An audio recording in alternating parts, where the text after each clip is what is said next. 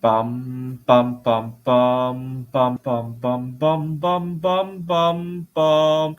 The Peter Dislike Show. Bum bum bum bum bum bum bum. I hope I'm not lagging, but my screen is looking kind of funny. During my trip to Taiwan, I learned the hard way that when you get robbed, you actually lose two things. You lose whatever item was stolen, but more importantly, you lose your sense of trust.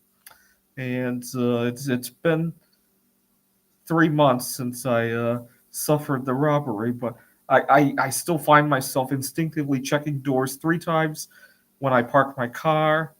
And on a nice day, I can't keep my windows open anymore to air out the car. Earlier today was really nice, 75 degrees, no clouds in sight, a good crosswind which could have helped clean out the car a little bit. And I had gone to my favorite coffee shop. I was hoping there would be a parking spot near the window so I can keep an eye on the car while I leave the windows open. But it's a really busy coffee shop. I ended up having to park somewhere where I couldn't see the car, and so I didn't want to leave the window open in that kind of condition. And so it just goes to show that when usually the item that I lost is worth way less than the value of the trust that I lost, right? So for example, in California, if you steal something that's less than, what was the threshold, $1,400 or something, it's only a misdemeanor. But really, even if you stole something that's worth $5, the amount of damage to that person's sanity is probably worth way more than whatever that threshold is, right? So it's really stupid, that law. I mean, I guess if you steal from somebody who's faceless, like a Walmart, maybe that's another story. But if you steal from somebody, the value of the convenience of their life is going to be way more than whatever that felony threshold. I guarantee it. Anyway, so the reason I thought about the theft today was that a little promise that I had made uh, during the trip. You see, I was staying in a hostel in Taiwan, and my passport had disappeared. And I think I know why the passport disappeared. One of my roommates was really upset about my snoring, and he had complained, and then he seemingly let it go and went back to sleep. And the next day, I couldn't find my passport. I was really anxious about it because I was dating a girl in Taiwan. We were going to take a trip to Taichung, and now I had to explain to her why I don't have a passport. We can't get a hotel room there, and I was really nervous about that. And I also was nervous because my grandmother is 94 years old. I realized that I might have to come back to her. I don't want to be dealing with passport drama anytime in the near future.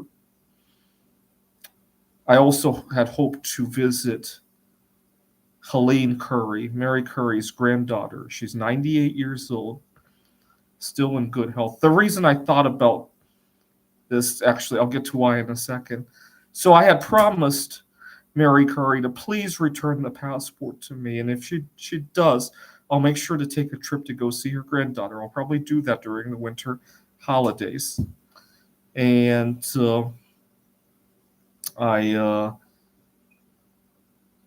said the prayer, and then the next day the passport reappeared.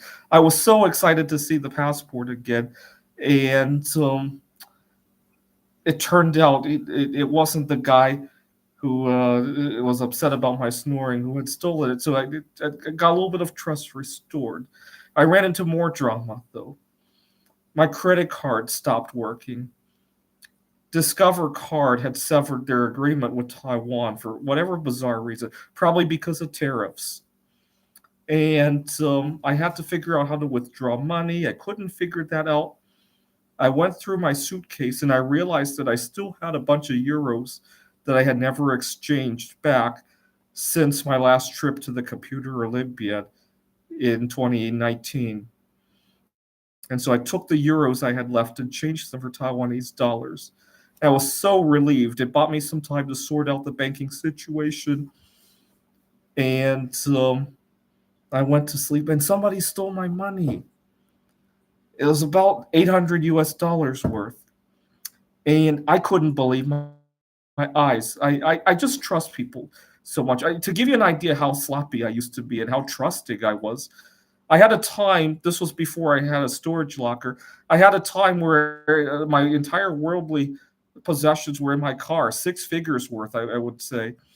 And I would go to a coffee shop and I would leave windows wide open just to get fresh air, often without a thought in the world.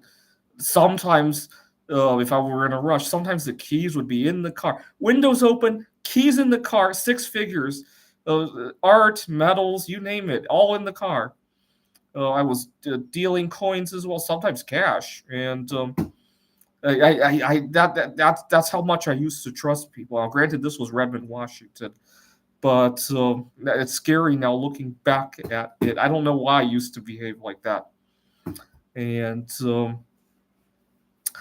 I I'm very sad about that one particular loss, even though I mean $800 in the grand scheme of things. The reason I'm sad about it is that all that currency had sat in my suitcase for years and years and years through the pandemic, through the war, through the lockdowns, through multiple relationships, carried in my suitcase. And then I went to exchange it for Taiwanese dollars and it was gone in 24 hours. I even shot a video of my exchanging it for Taiwanese dollars because I was curious if I was going to get lucky and find a banknote with a weird number on it. You guys may remember that. And so just really solemn. And so now I can't even trust anybody. Even just wanting to air out my car after I had carried some groceries in the car before I go on a date. Even that I have to be cautious, which is really fucking sad that I even have to think about that, right? And I don't even have very much in my car now because of the storage unit.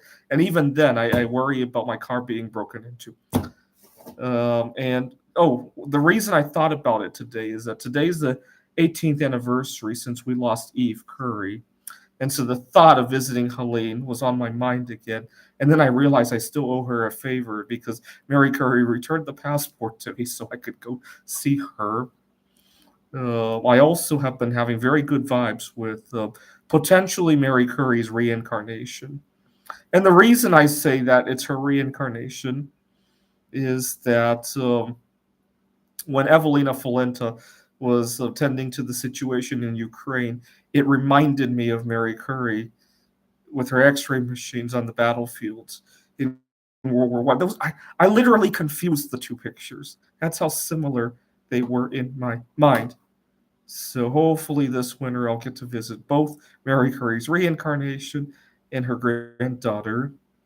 And if I give myself a small chance of it happening, but one of these days, if I end up proposing to Mary Curry's granddaughter, I plan to use a wedding ring made of material that could be used to make Mary Curry's famed discovery.